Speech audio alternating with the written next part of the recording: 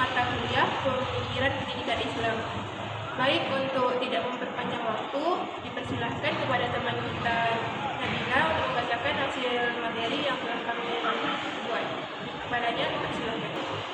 A. Rekonstruksi pendidikan Islam. Pendidikan dalam bahasa Islam mengimplikasikan bukan sekadar pengajaran dan menyampaikan pengetahuan atau taklim, tetapi juga pelatihan seluruh diri anak didik atau tarbiyah. Guru atau pendidik bukan sekadar seorang mu'alim atau menyampaikan pengetahuan, tetapi juga sekaligus seorang murabbi atau pelatih jiwa dan kepribadian.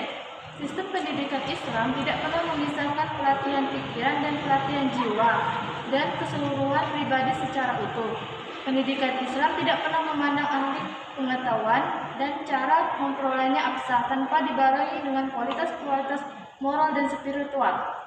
Dengan sistem seperti ini, pendidikan Islam akan melahirkan insan-insan yang memiliki kualitas intelektual dan kualitas spiritual, antara pengembangan fakultas fikih dan fakultas zikir dapat berjalan secara serasi dan seimbang. Dalam khasanah historis kejayaan Islam klasik terdapat beragam saluran atau lembaga pendidikan Islam. Pertama, sistem pendidikan maktab atau pendidikan dasar. Orientasi pendidikan ini mempunyai keunggulan dalam bentuk kepribadian, jiwa, intelek dan spiritual anak didik. Yang kedua, sistem pendidikan madrasah.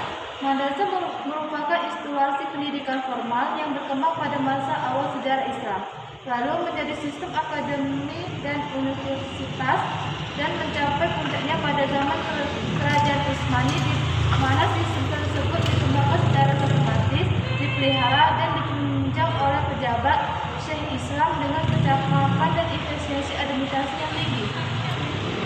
Yang ketiga, di pusat-pusat sufi seperti Zawiyah dan Khanah juga berlangsung aktivitas pendidikan.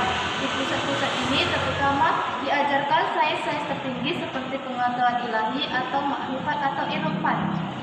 Yang keempat, di luar lembaga-lembaga di atas juga berkembang apa yang disebut halaqah atau majelis yang dipimpin oleh seorang profesor atau syekh atau hakim atau ustadz. Di forum ini didiskusikan dan dibahas berbagai sains yang religius maupun filosofis.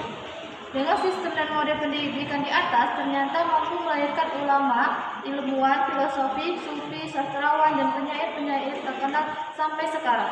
Membangun sistem pendidikan Islam yang tepat untuk zaman sekarang memang bukanlah pekerjaan yang sederhana, karena memerlukan adanya pikiran dan perencanaan yang terpadu dan menyeluruh. Pendapat yang digunakan juga tidak sekadar pendapatan tambal tulang, tetapi harus menggunakan pendekatan integralistik. Beberapa aspek PAI yang perlu direkonstruksikan antara lain adalah: yang pertama, mendesain kurikulum; yang kedua, menghadirkan pendidik yang pluralis; yang ketiga, menyampaikan materi pembelajaran yang mencerahkan; yang keempat, metode dan media pembelajaran yang menarik; yang kelima, evaluasi pembelajaran yang holistik. J.S. Stratt dan Thomas mendefinisikan evaluasi sebagai suatu proses atau kegiatan pemilihan, pengumpulan, analisis, dan penyajian informasi yang dapat digunakan sebagai dasar pengambilan program selanjutnya. Sementara itu, Anas Sudjono mengartikan evaluasi pembelajaran sebagai kegiatan atau proses penentuan nilai pendidikan sehingga dapat diketahui mutu atau hasil-hasilnya. B. Islamisasi ilmu pengetahuan. Konsep pemikiran Ismail Raja Al-Faruqi dan Syekh Muhammad Naqub Al-Attas. Yang pertama, biografi Ismail Raja Al-Faruqi. Ismail Raja Al-Faruqi dilahirkan di daerah Jaffa, sebuah kota di tepi pantai selatan Palestina, pada 1 Januari 1921. Sebelum wilayah ini diduduki Israel, saat itu Palestina masih begitu harmonis dalam pelukan kekuasaan Arab. Al-Faruqi memiliki pendidikan dasarnya di College Drexel, Lebanon sejak 1926 hingga 1936. Pendidikan tinggi Al-Faruqi ditempuh di The American Universitas Beirut. Yang kedua, biografi singkat Syekh Muhammad Naqub Al-Attas. Syekh Muhammad Naqub Al-Attas bin Ali bin Abdullah bin Musyin bin Muhammad Al-Attas lahir pada 5 September 1931 di Bogor, Jawa Barat, Indonesia. Al-Attas adalah anak kedua dari 3 bersaudara, merupakan adik kandung dari Syekh Al-Atas, seorang ilmuwan pakar sosiologi pada Universitas Malaya, Kuala Lumpur, Malaysia, sekaligus pernah menjabat seorang wakil rektor. Sedangkan adiknya, Syekh Zaid Al-Atas, adalah seorang insinyur teknik kimia dan pernah menjabat sebagai dosen pada Institut Teknologi Mara. Selanjutnya akan dijelaskan oleh Zalia Sari. Kepada Zalia Sari, dipersilakan. Baik, kita lanjut kepada konsep pemikiran Ismail Raji Al-Faruqi dan Syekh Muhammad Naqwi Al-Atas. Konsep ilmu pengetahuan dan dimensi Islam dalam melihat kebenaran ini sangat penting kita bahas terlebih dahulu. Sebab ilmu pengetahuan dan dimensi Islam ini menjadi fondasi dasar bagi kita dalam melihat dan terjadinya Islamisasi ilmu pengetahuan. Terdapat dua konsep dalam menjawab pertanyaan ini, yakni dengan menemukan apa konsep dari ilmu pengetahuan dan apa konsep ilmu dalam melihat kebenaran.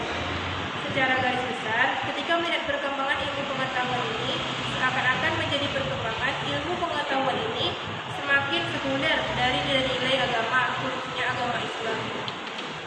Dikarenakan Islam telah mengembalikannya secara normatif, yakni kepada kebenaran wahyu.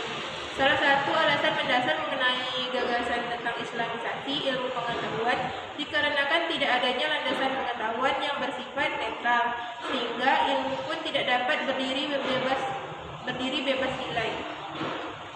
Pengetahuan dan ilmu yang ada di dunia ini, termasuk dalam dunia Islam, telah mewarnai corak budaya dan peradaban Barat. Peradaban Barat melihat keadaan anomi dan skeptis ini sebagai suatu sarana epistemologis yang utama dalam menemukan sebuah kebenaran.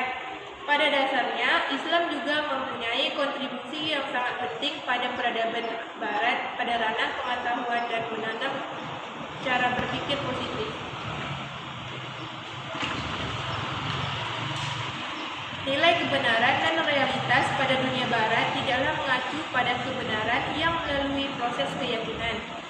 Dalam hal ini, ada dogma agama yang berupa isi kitab suci seperti halnya Al-Quran dan Hadis, melainkan nilai kebenaran tersebut melalui budaya yang berdasarkan atas pemikiran filsafat yang berupa spekulasi belaka.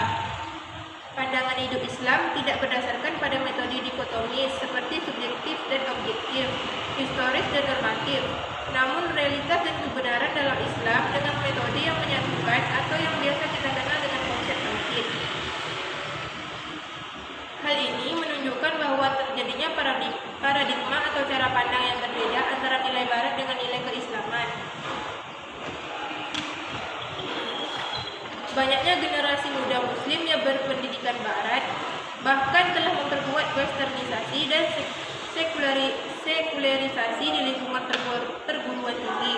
Walaupun dalam aspek tertentu kemajuan Barat ikut memberi andil positif bagi umat. Namun Ismail Raji Al-Faruqi mengatakan bahwa kemajuan yang dicapai umat Islam bukan sebagai kemajuan yang dikehendaki oleh ajaran agama. Kemajuan yang dicapai hanyalah merupakan kemajuan semu yang bersifat yang masih ambigu. Tentunya tidaklah mudah menafsirkan apa itu Islamisasi ilmu pengetahuan dan bagaimana formulasi Islamisasi ilmu pengetahuan ini dilaksanakan. Definisi Islamisasi ilmu pengetahuan ini mengarahkan pada konsep ilmu pengetahuan dan Islam itu sendiri. Islamisasi ilmu pengetahuan ini diterangkan secara jelas oleh Al-Atas, yaitu pembebasan manusia dari tradisi magis, mitologis, dan animistis kultur nasional yang bertentangan dengan Islam dan dari belenggu paham sekuler terhadap pemikiran dan bahasa, juga pembebasan dari kontrol dorongan fisiknya yang cenderung sekuler dan tidak adil terhadap hakikat diri atau jiwanya.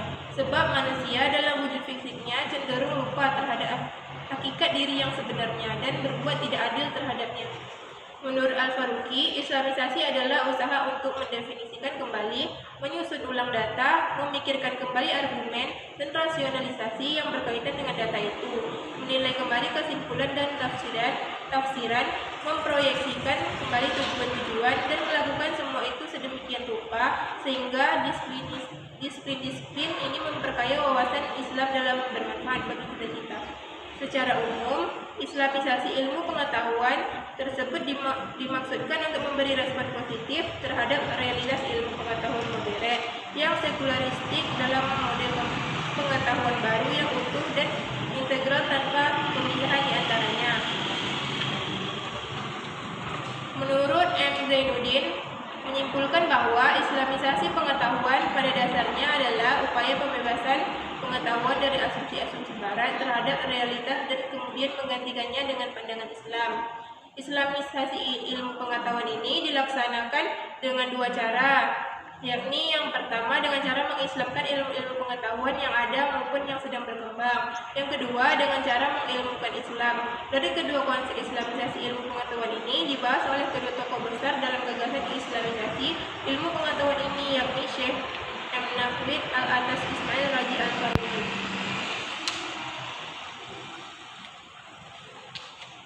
Berbeda dengan pandangan Ismail Raji Al-Faruqi, di mana Al-Faruqi berpendapat bahwa Islamisasi ilmu pengetahuan ini dilakukan dengan cara menjadikan konsep tauhid sebagai fondasi dalam ilmu pengetahuan. Berikut merupakan esensi tauhid yang digambarkan Al-Faruqi dalam ilmu pengetahuan. Yang pertama yaitu tauhid atau keesaan Allah. Al-Faruqi ini berpandangan bahwa suatu yang esa atau mengandung unsur ketuhanan yang satu merupakan esensi dari segalanya. Yang kedua, integrasi kebenaran Islam dalam kebenaran ilmu pengetahuan. Menurut Al-Faruqi, kebenaran dalam Islam haruslah diintegrasikan pada nilai-nilai kebenaran ilmu pengetahuan. Kebenaran ilmu pengetahuan di sini kita bisa kenal sebagai kebenaran yang melalui hukum-hukum logika yang dijadikan patokan sebagai tolak ukur standar kebenaran. Baik, itu tadi yang dapat kami sampaikan. Lebih dan kurang kami mohon maaf. Kami akhiri dengan wabillahi taufiq wal hidayah. Wassalamualaikum warahmatullahi wabarakatuh.